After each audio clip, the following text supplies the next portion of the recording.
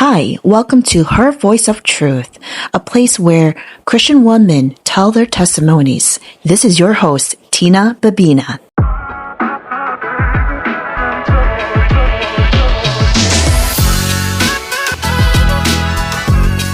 Hi, this is Tina, and this is episode 2 and follow-up from episode 1. So 6 months follow-up from the hospital, and within that 6 months, I did go back to work. Thankfully, no relapse took place because I was concerned since I was not on any treatment plan. Fast forward to February of 2020 for my follow-up with my neurologist. He did some assessments and ran some labs. My labs were then sent to Mayo Clinic. About a week later, I finally got a call from my neurologist, and he confirmed that I had a diagnosis, which is called in abbreviation NMO, which stands for neuromyelitis optica. And I call it kind of like a sister of MS since it's more common, but they do have different symptoms. And when I got the news, I cried as my husband held me tightly. It was a cry of mixed emotions.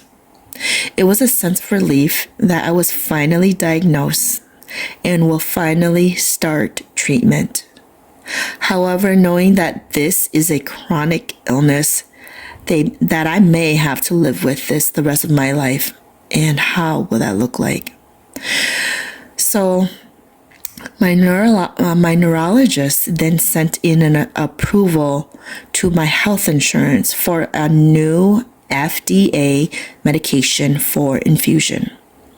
Infusion is, if you guys don't know what that is, it's medication through IV. My health insurance denied it 3 times, guys. He appealed and appealed, and my neurologist fought for me, but they would not budge. I want to mind you, I did not know this about health insurance, but they do have a team of medical doctors who will look through your medical history. They will compare it to other patients' medical history with same or similar symptoms or diagnosis. And then they would say, hey, try him or her on this medication first. So that's what took place. They put me on this particular prescription that was more commonly used, and it seemed to help patients like me.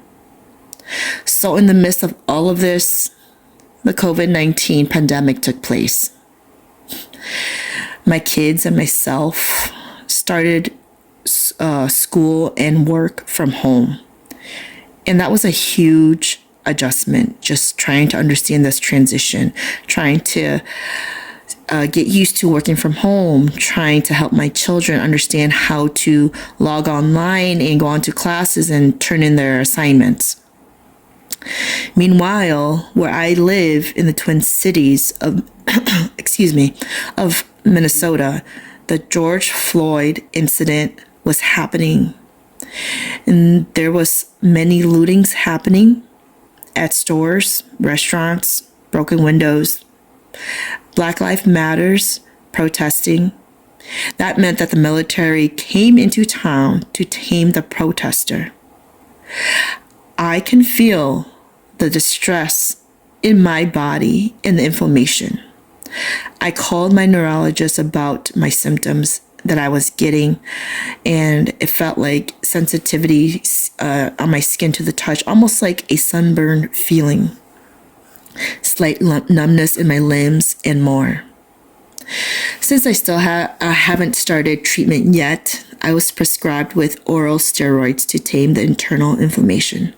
And thankfully, that did help get past by all of this chaos. By June, I was finally approved for a common prescription for infusion. I had to take 2 doses, which were 2 weeks apart from each other. After that would be 6 months ongoing. So I followed up protocol and finished my 2 doses. And shortly after that, I notified my neurologist that I was going on vacation and letting her know that if anything were to happen, I'll contact her. So 2 days in vacation, I can tell my left eye, the upper 1/3 was looking kind of gray. The next day, half of it was black. The vision was just going out, guys. And the following day, it was completely blind. I called my neurologist. I remember having a fever as well, or feeling chills as well. I called her. She told me while I was on vacation, I was in Florida. She said, get to the closest ER right away so that they could put me on steroids and so it can tame the inflammation that is happening. So 2020, I'm like, how is ER going to look like? My husband took me to the closest ER from my timeshare. And I'm like, I don't know how long the wait is.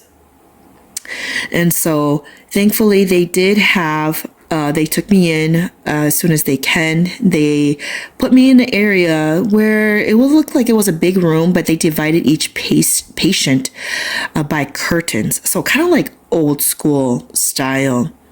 My husband was the only one allowed to be there until 8 p.m. So he visited every day. By day 3, I was finally able to move into an official hospital room.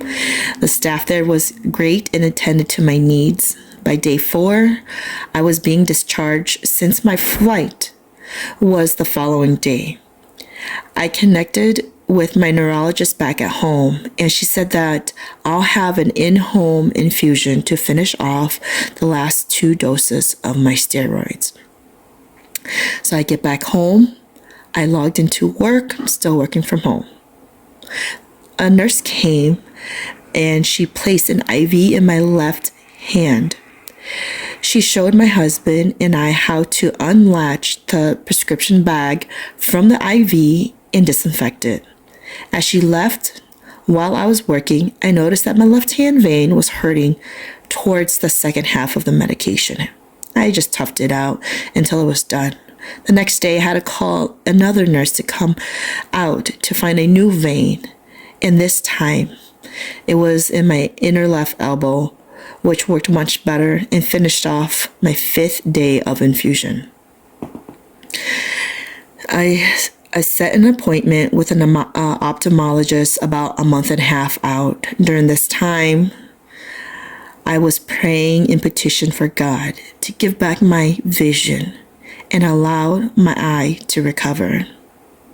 I had to envision myself to see again with both eyes.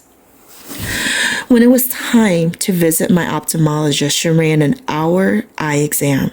The results did show that my far left peripheral view on my left eye has some permanent damage, and so it is harder for me to see that angle. During the season, I did regain about 90% of my vision back when I went to visit her. She was amazed of how fast my eye recovered. She said patients like me usually do not recover this fast, and they would have to get plasma done, kind of like a dialysis, but for plasma. So the plasma is getting filtered. And I didn't have to go through that, guys. And I told her that was all God's doing. So I was reminded, as always, our God is a big God. The one who split the Red Sea, rose Jesus back from the dead. He is the most powerful and almighty. So we'll stop here on part 2 and listen more on part 3. We will pause here for the next episode. In the meantime, if you're listening, I am looking for more women who is willing to do an interview with me about their testimonies. Or if you are shy, you can write me your testimony, and I am happy to be the storyteller of your testimony. You could email me at her voice of truth podcast@gmail.com. So stay tuned for more as we continue my testimony, and I appreciate it. I will see you next time. Bye.